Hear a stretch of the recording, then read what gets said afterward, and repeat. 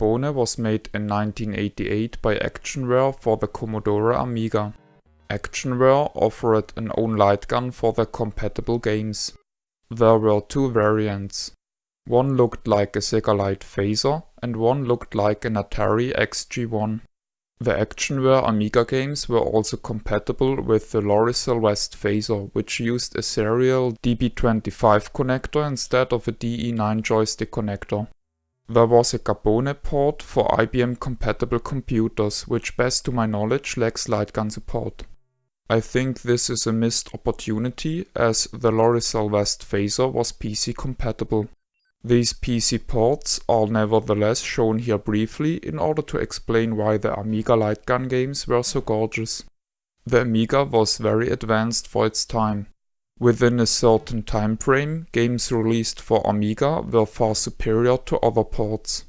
Especially the PC ports were inferior graphically and sound-wise. This is how the game looks like on a PC using EGA graphic mode. In 1988, many people still used CGA graphic cards instead, as EGA was still very expensive. This is how the game looks like in CGA graphics mode. And now this is the same scene on an Amiga. The improvement is stunning. The game's story takes place in Chicago in the 1920s. The player is an undercover cop which gets uncovered and attacked by the mafia. The player uses a semi-automatic pistol with a limited number of shots. The magazine replenishes itself over time. The gun behaves similar to weapons in other games with a heat gauge. If the pistol is used over a certain threshold, awaiting punishment is triggered, during which the player can't shoot. A full automatic machine gun can be picked up by shooting an icon. Some enemies will drop or throw dynamite, which causes substantial damage if it isn't shot within time. When the player dies, the game may be continued from the same location as long as a minimum points requirement is met. Different kinds of punishments are triggered if a civilian is shot, depending on the type of the civilian. There are 5 levels. The first level plays on the streets. The second level is located in front of a warehouse. The next level takes place inside this warehouse.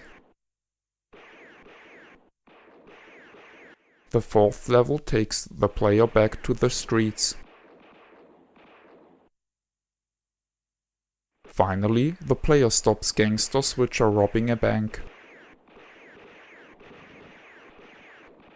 If the player beats the last level, the game loops and starts over on high difficulty. Personally, I like the game. The graphics and music are really enjoyable. However, I felt the game was too hard. I assume that most playtesting was done using the mouse. I can't see myself beating the game anytime soon using solely a light gun. I played the game with a Sega Light Phaser using an adapter invented by Damon Sisk on the English Amiga board. The Actionware games came in at least 2 versions, a cardboard box and a plastic keep case. For Capone, I have the plastic keep case. The cover of Capone is very well drawn and looks gorgeous. The concept for Capone and the other Actionware light gun games came from Richard Perry. In the manual, he tells his story how he wasn't into video games at all. Someday, he went into an arcade with his son.